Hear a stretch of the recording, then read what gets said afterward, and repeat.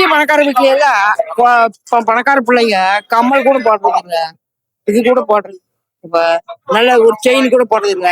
தீபாவளிக்காக அந்த கடனை வாங்கி செலவு பண்ணாதீங்க. மனுஷ வாழ்க்கையில நம்ம கடனை வாங்கி நம்ம மேல பாரத்தை சுமத்தி இதுக்காக ஆடம்பரம் பண்ணணுங்கிற அவசியமே கிடையாது.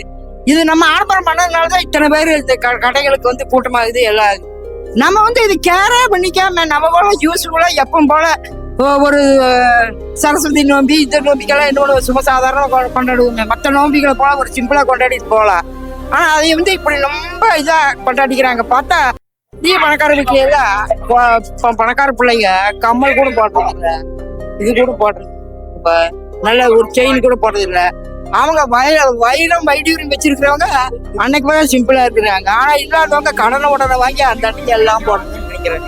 அப்படி ஒரு வாழ்க்கை தேவையே இல்லை. மன நிம்மதியா வாழ்ந்த போதும், மன அமைதியா வாழ்ந்த போதும்.